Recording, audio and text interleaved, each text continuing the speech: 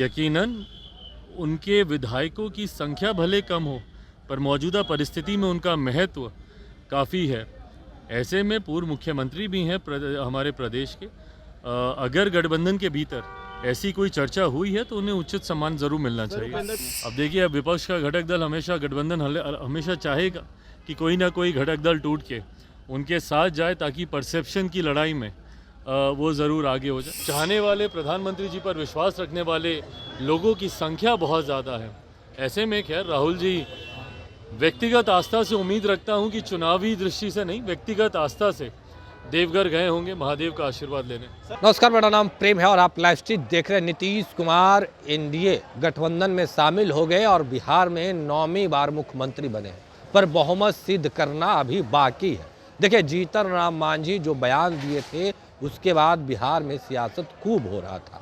कांग्रेस के प्रदेश अध्यक्ष अखिलेश प्रसाद सिंह ने उनको साफ कह दिया कि आए सीएम बना देंगे। अब चिराग पासवान का भी समर्थन जीतन राम मांझी को मिल रहा है। देखिए, जीतन राम मांझी 2 मंत्री बनाने की बात कर रहे थे, अब चिराग पासवान भी मांझी के साथ खड़े हुए। क्या कुछ करें चिराग पासवान, पहले आप वो सुनो।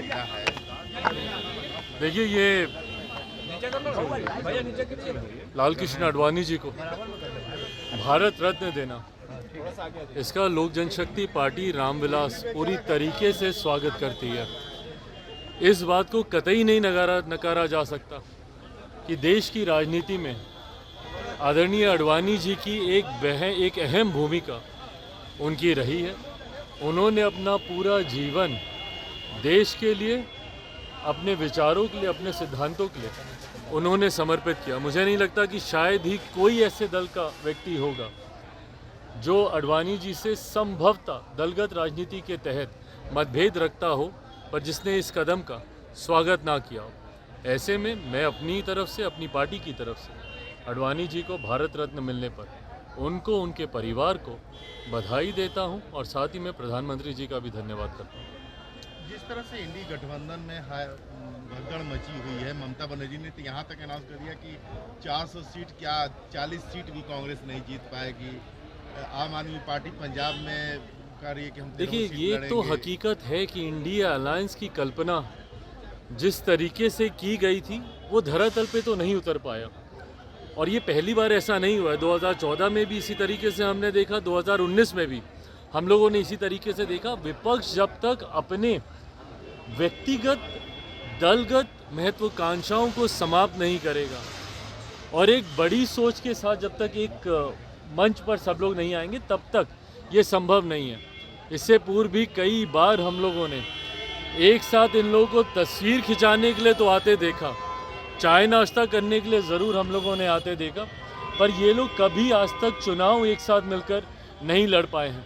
हर राज्य में हर क्षेत्रीय दल की अपनी अलग महत्वाकांक्षाएं, उनकी अपनी अलग पकड़ है। बंगाल की अलग बात है, बिहार में अलग बात है, महाराष्ट्र में अलग बात है। तो ऐसे में एक साथ कभी ये लोग चुनाव लड़ पाएँ, ये तो शुरू से ही हम कह रहे थे कि ये संभव नहीं हो पाएगा। अंतोगत्वा ऐसा हुआ नहीं। बाकी के भी जितने दल हैं, धीरे धीरे आप देखिएगा चुनाव आते आते तक सारे अलग अलग अपनी महत्वाकांक्षाओं की लड़ाई लड़ने लगे हैं। राहुल गांधी देवघर में थे, आज पूजा करने, अर्चना करने मंदिर गए थे, लेकिन वहाँ नरेंद्र मोदी जिंदाबाद के नारे लग रहे थे।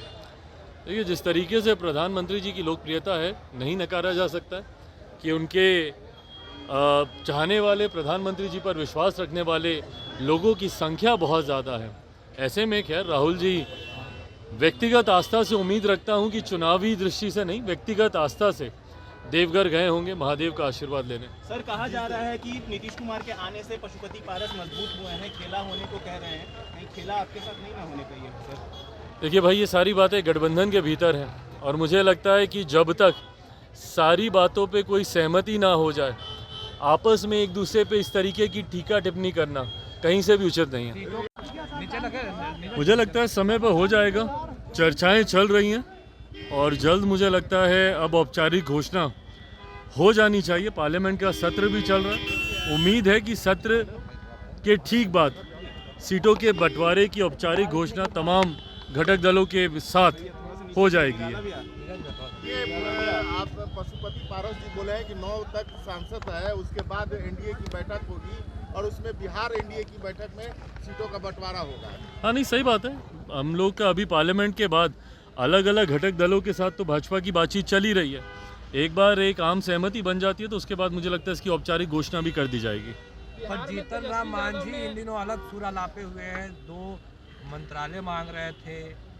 भाई मुझे नहीं पता कि उनकी गठबंधन के भीतर क्या बातचीत हुई है। यकीनन उनके विधायकों की संख्या भले कम हो पर मौजूदा परिस्थिति में उनका महत्व काफ़ी है।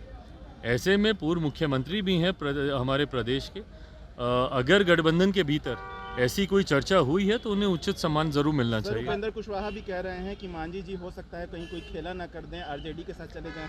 मुझे नहीं पता कि कौन खेला करेगा नहीं करेगा, पर मैं इतना ज़रूर मानता हूँ कि आने वाले दिनों में ये सारी, देखिए, गठबंधन के भीतर की जाने वाली बातें हैं। इसको सार्वजनिक तौर पर इसकी चर्चा करने से सिर्फ नुकसान होता है और मुझे लगता है कि हर किसी की अपनी बातचीत गठबंधन के घटक दलों और ख़ास तौर पे भारतीय जनता पार्टी जो सबसे बड़ा दल, उनसे चल रही होगी। मैटर ऑफ टाइम की बात है, बहुत जल्द सारी परिस्थिति स्पष्ट हो जाएगी। कांग्रेस के प्रदेश अध्यक्ष मांझी को सीएम बनाने तक के ऑफर दे डाले, कह रहे हैं कि हमारे साथ आ जाए, मुख्यमंत्री बना देंगे। अब देखिए, अब विपक्ष का घटक दल हमेशा, गठबंधन हमेशा चाहेगा कि कोई ना कोई घटक दल टूट के उनके साथ जाए ताकि परसेप्शन की लड़ाई में वो ज़रूर आगे हो जाए। जैसा मैंने कहा, मैटर ऑफ टाइम की बात है, बहुत जल्द सारी परिस्थिति स्पष्ट हो जाएगी। Thank you. तो अभी आप तमाम मुद्दे को लेकर चिराग पासवान को सुन रहे थे। जीतन राम मांझी के समर्थन में खड़े हो गए। उतना ही नहीं, एनडीए में सीटों का बंटवारा कब होगा इसको लेकर भी अपनी बातों को रख रहे थे।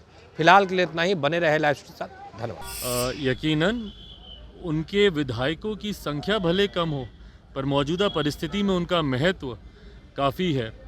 ऐसे में पूर्व मुख्यमंत्री भी हैं हमारे प्रदेश के।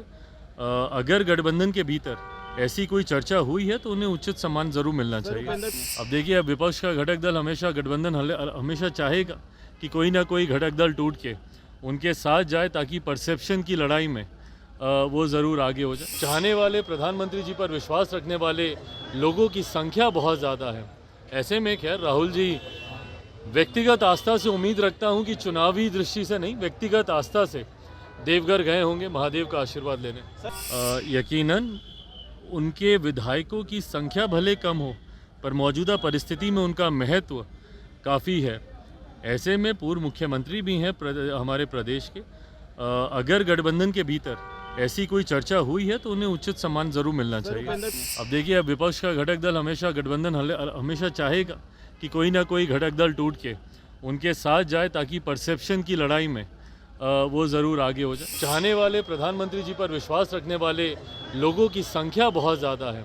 ऐसे में खैर राहुल जी, व्यक्तिगत आस्था से उम्मीद रखता हूं कि चुनावी दृष्टि से नहीं, व्यक्तिगत आस्था से देवघर गए होंगे महादेव का आशीर्वाद लेने।